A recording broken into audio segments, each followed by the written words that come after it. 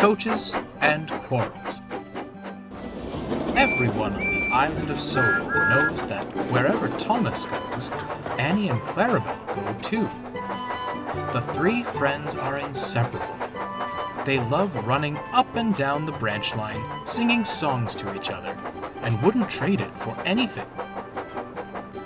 On the main line, change was afoot. Sir Topham Hatt was testing a new stopping service. Rather than changing trains, passengers wishing to travel on the branch lines were designated certain coaches. At the junction, the coaches were uncoupled and added to the branch line train. The passengers enjoyed the convenience. Thomas, meanwhile, enjoyed the attention. "It's only natural the fat controller would give me more responsibility," he boasted to Henry one day. "Given how well I run the branch line, I'm surprised he didn't do it sooner." "You do know he's running the same service on Edward's branch, don't you?" asked Henry. Thomas wasn't listening. He coupled his coaches to Annie and Clarabel and hurried away. "Do come along, we shan't be late. Do come along, we shan't be late," he sang. "We're coming along, we're coming along. We're coming along, we're coming along," Annie and Clarabel answered. The other coaches remembered Thomas from his days as station pilot.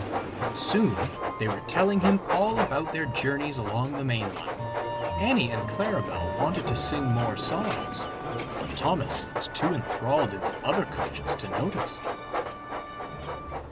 Later, Thomas shunted the coaches to the carriage shed, then stopped for a rest. As he slept, Annie and Clarabel conversed. "Why don't we have any stories to tell?" Annie wondered. "We do," replied Clarabel. "Only they're all about Thomas. Going fishing." "Losing our guard," Annie added. "Racing Bertie," finished Clarabel. "Wonderful stories, mind you, but—" "Oh, we were merely along for the ride," Annie sighed. "It would be nice to go on the main line again," smiled Clarabel. "Who knows what we'd see nowadays?" At that moment, Thomas awoke. "So, I'm not good enough anymore, is that it? What nonsense! You're not fit for the main line nowadays." Annie meant to tell Clarabel they weren't fit for the main line anymore, but Thomas's words infuriated her. "We're quite fit, thank you. Besides, it would be nice to go with the other engines. Perhaps they wouldn't ignore us." Thomas was shocked. Well, fine," he huffed. "I'll just take other coaches." And that was how it was.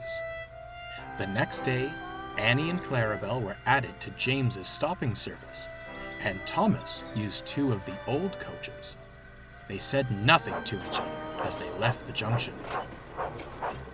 At first, things went well. Thomas felt pleased. "Do come along, we shan't be late," he sang. "Do come along, we shan't—" "We won't be late," grumbled the first coach, "if you focus on the line and stop that wretched singing." The second coach muttered in agreement. Thomas was speechless. As they approached Terrence's field, Thomas whistled gaily to the tractor.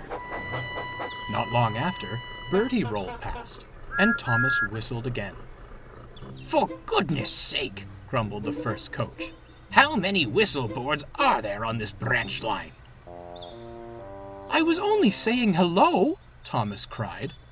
"No time for those sorts of pleasantries on the main line," retorted the second coach. "Not when there's a timetable to keep to." Thomas's heart sank. This wasn't what he'd expected at all. He was miserable for the rest of the day. He didn't want to admit it, but he missed Annie and Clarabel dreadfully. At the end of the day, Thomas was at the junction with his last train. He was having a drink and feeling quite down when Henry bussed in.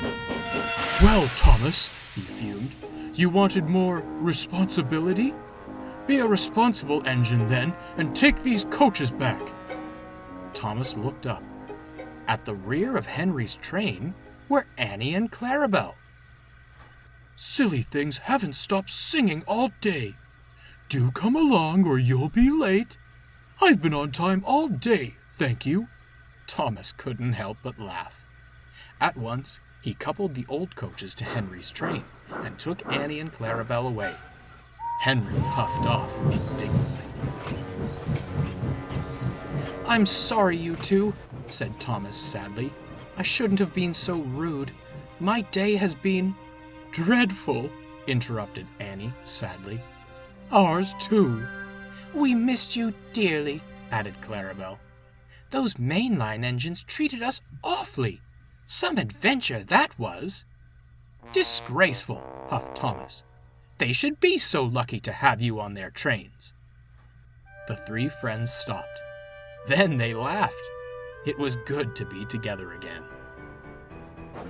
Thomas still takes other coaches along his branch line, but Annie and Clarabel stick close behind him. They still bicker, as good friends do from time to time. From that day on, however, there was no talk of leaving for the main line.